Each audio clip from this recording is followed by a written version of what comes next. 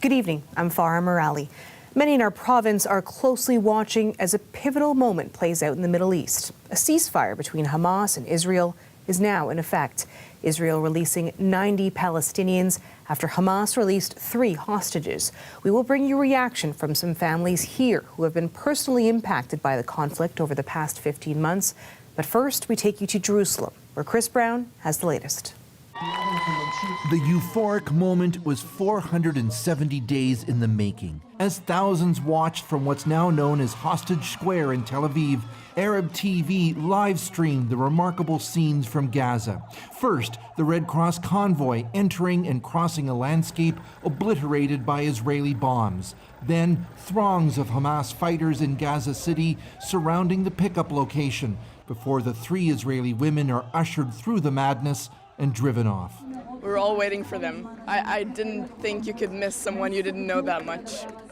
Israel's defense forces released video of the handover and then the joyous reunions with their mothers. Emily Damari, who apparently lost 2 fingers, Doron Steinbrecher, and Romy Gonen. Prime Minister Benjamin Netanyahu, who many hostage families blame for passing up chances to get them home earlier, received the news that the women were airlifted to hospital, seemingly in good health, for more emotional reunions. 4 more hostages are set to be released in a week, but freeing dozens more depends on more shaky ceasefire talks. Happy and sad together. There are more hostages there. Nobody knows if they will come.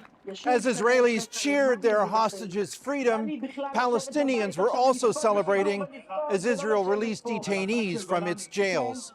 Hundreds of people in the occupied West Bank lined up outside Offer Prison, waiting for hours until buses with the 90 women and children swapped in the first batch pulled out. As hundreds of thousands of people in Gaza, uprooted by war, made their way back to their homes, some said just surviving felt like their side had prevailed. Is there anything better than going home and being secure, said Mohammed Abdu. Shahi al-Hamas found his home in Rafah in total ruin.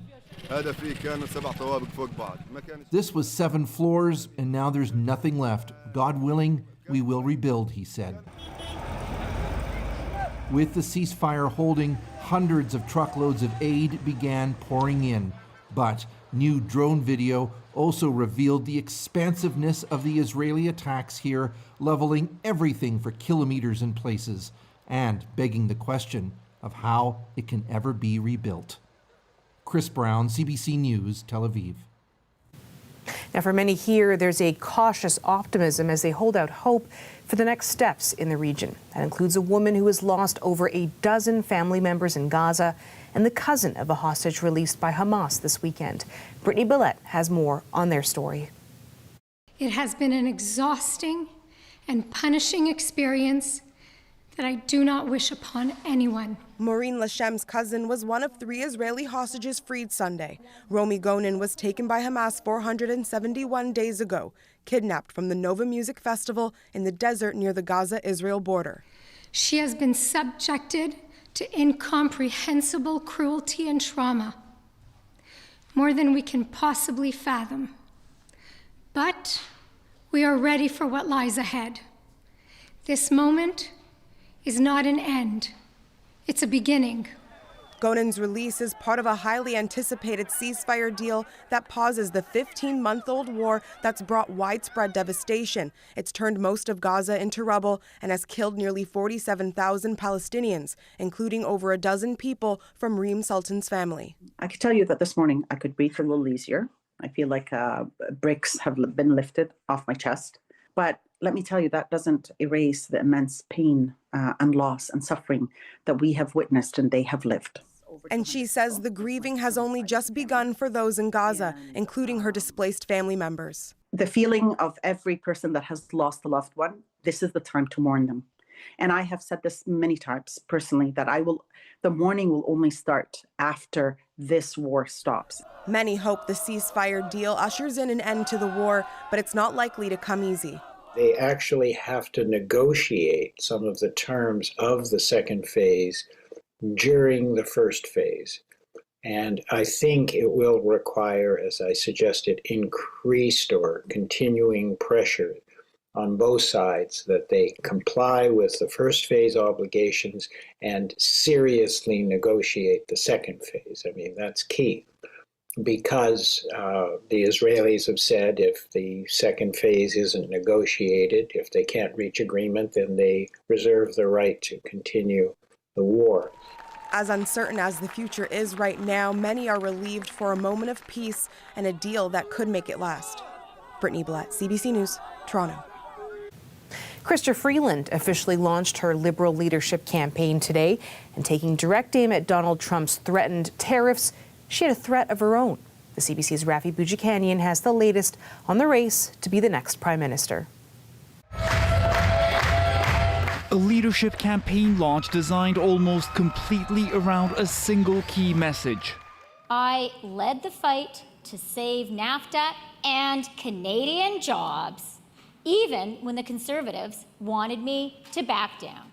Chrystia Freeland is leaning on her experience renegotiating NAFTA during Donald Trump's first presidency.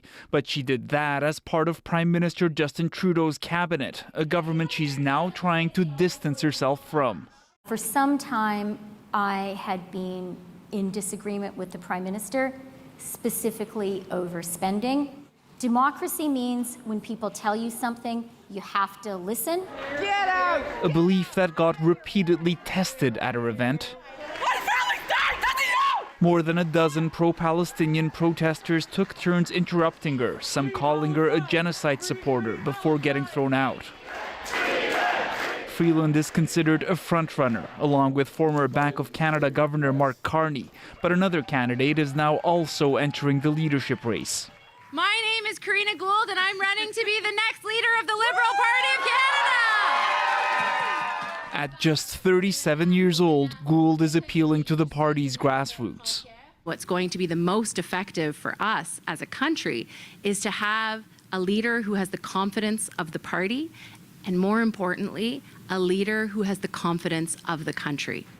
Right now, Freeland has about 24 endorsements from fellow MPs, but on Sunday, Carney got a key voice to back him, Foreign Affairs Minister Mélanie Joly, seen as an organizing force in Quebec where the political fortunes of would-be Liberal leaders are often decided. Rafi Boudjikanian, CBC News, Toronto. Now, both Chrystia Freeland and Karina Gould are MPs representing ridings in the Greater Toronto Area. The announcement of the two entering the race to be the next Liberal leader is drawing plenty of reaction. Tyreek Reed has more. In terms of where the Liberal Party is right now, they definitely need a change. That message from some of Chrystia Freeland's own constituents as the former finance minister officially throws her name into the race to replace Justin Trudeau. I don't know whether Canadians would be behind her. That I don't know. I think she could be an all right prime minister. She's not the only GTA MP jumping into the race to be the next prime minister. Today, supporters of former cabinet member and Burlington MP Karina Gould gathered to share their message. I think that she would be an excellent leader of the Liberal Party as well as prime minister. We need strong leadership in Ottawa. We need somebody that's going to fight for seniors, millennials, and young families, and Karina could do that. As the race heats up, there are questions about whether any new leader can sway voters. I just don't believe the Liberals are going to get reelected after what Justin Trudeau's done, and I believe Pierre Poilievre is going to be the next Prime Minister. But some analysts say a new leader is still a step in the right direction for the Liberals. It is at least a chance, but I wouldn't give it much more than that right now, because we still see that even in some of the polls that have been a bit more favorable to the Liberals since Justin Trudeau resigned, it is still a huge Conservative lead. It certainly looks like the party is performing better without Justin Trudeau than with that. So at the moment, I would say Liberals can be a little encouraged, but first they have to decide who's going to lead them. The Liberals choose their next leader on March 9th. MPs have until January 23rd to declare their candidacy. Tyreek Reed, CBC News, Toronto. Now to politics south of the border, where a major event is set to unfold tomorrow. Donald Trump returns to the White House. Today, the celebration for Trump and his supporters began. The CBC's Katie Simpson reports.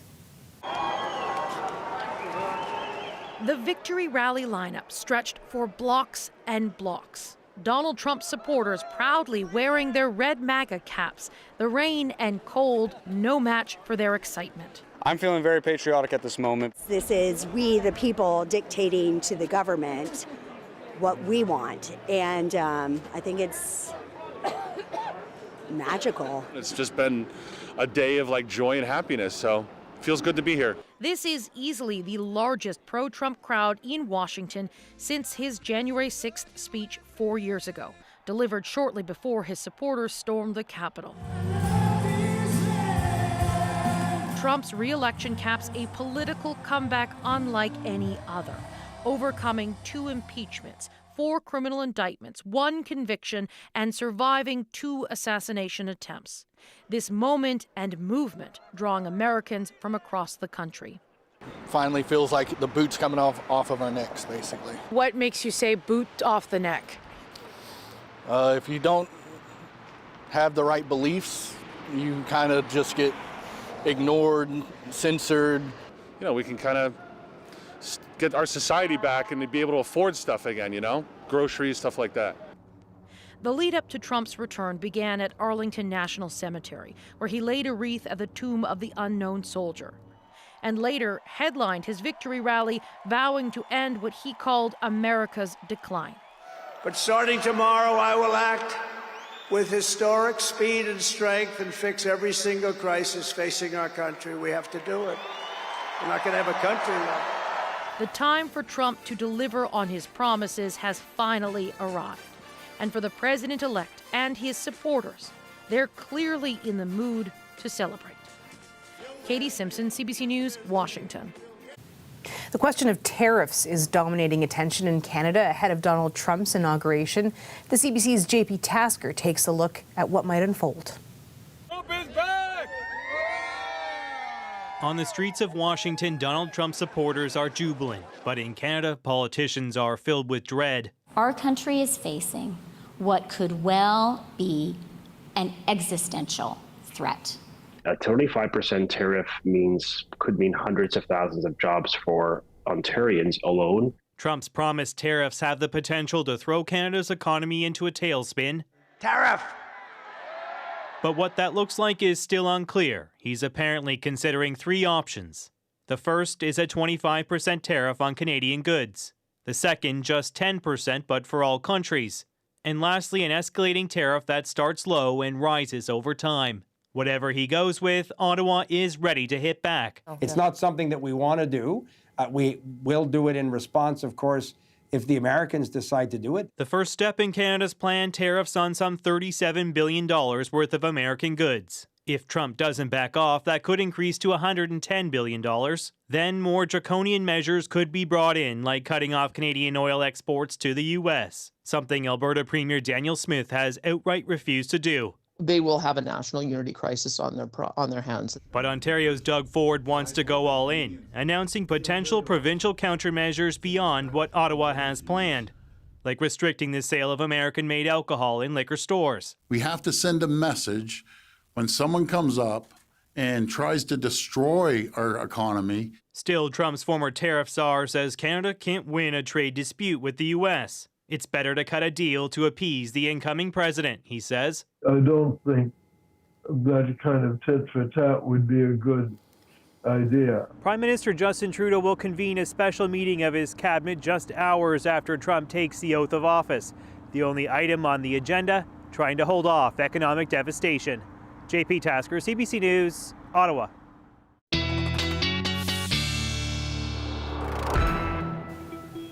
Most of northern and eastern Ontario are under an extreme cold warning. According to Environment Canada, temperatures could drop as low as -35 tonight into tomorrow. Sophia Kambalia joins us with a first look at the forecast. Sophia, that is very chilly.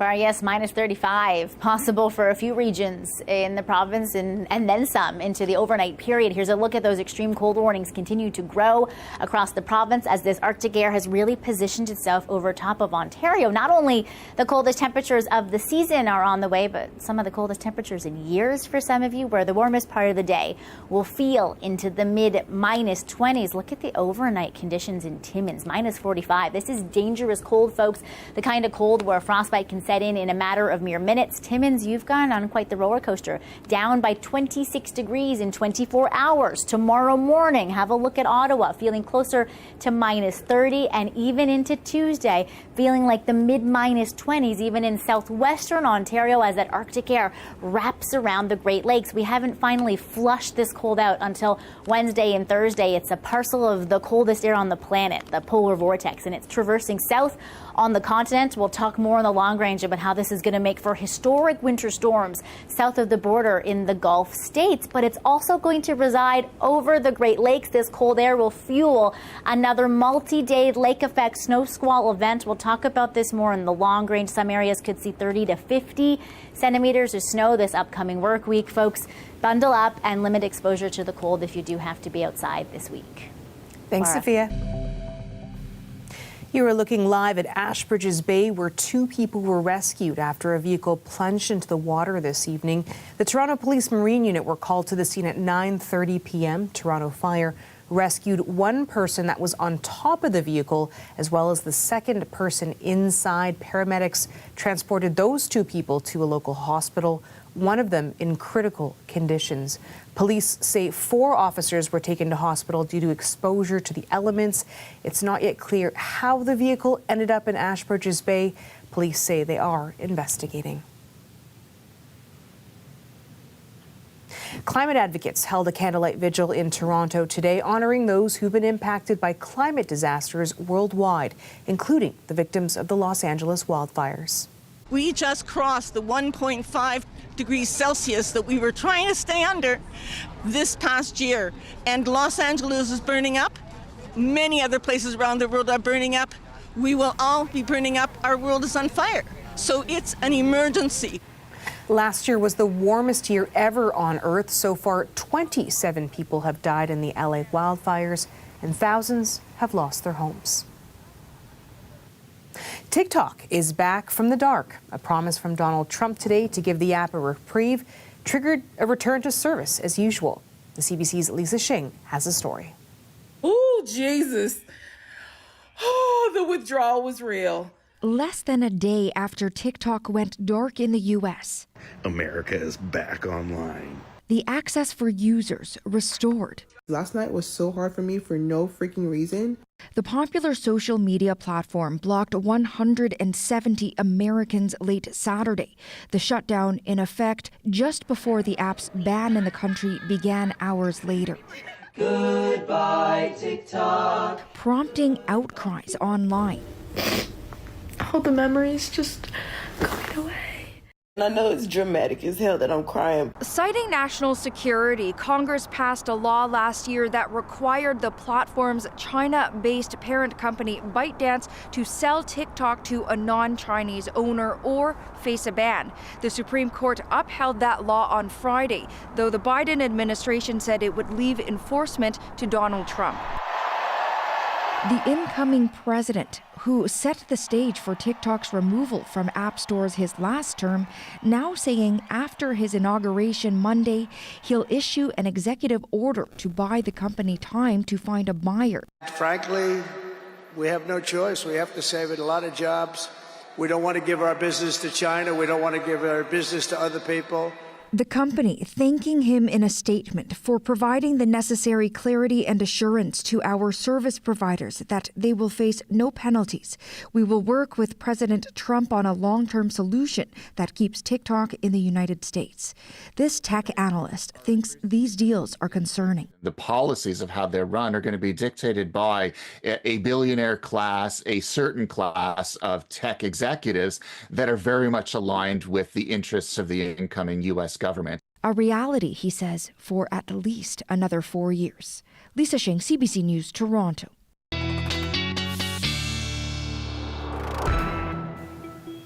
Sophie is back with your forecast, keeping an eye on that polar vortex. Farah, here's another look at the frigid and dangerous temperatures that will be with us really for the next few days into the overnight period, feeling like the minus 40s again in northern Ontario, like the minus 30s in parts of the South Bancroft. Parry Sound, Huntsville area. To reiterate the messaging, this is the type of cold that could have the onset of frostbite in anywhere from 5 to 10 minutes, high or very high on the risk factor. Know the signs and symptoms, remove anything that restricts blood flow, warm the area gradually, and get somewhere warm and sheltered if you do find yourself out exposed in this cold for long periods of time. Tuesday, feeling like the mid-20s. It continues into Wednesday before we finally flush out this Arctic air and move back towards seasonal for the end of the week into the weekend. But really, we're not really above seasonal for the next 14-day period. There's no big thaws in the foreseeable future, which means we're probably going to see a ton of ice growth and coverage on the Great Lakes. We're currently sitting around 8%, but you can expect that to double, if not triple, in the next 14-day period. In the meantime, this Arctic air is as far south as the Gulf states, south of the border. A historic winter storm is on tap for Tuesday, where some areas like New Orleans could see the biggest snowfall event in the 21st century or in recent memory. A big ice storm is expected for parts of northern Florida. This is not a great week if you have friends or family heading down there for vacation, with ice pellets expected as well in many regions. Here at home, this cold air over top of the Great Lakes will yet again create another multi-day lake effect snow squall event. This has been the season of lake effect snow. Some areas south of the Georgian and the Huron shores that already have the watches and warnings out in advance could see locally up to 50 centimeters of snowfall before this week is done. Poor visibility is expected in any falling snow, but regardless, even if you don't have the snow, all surfaces will be quite slippery this week because of the sharp and sudden freeze. Farah. Thanks, Sophia. That is our show for you tonight. Thanks so much for watching. But before we go, take a look at this.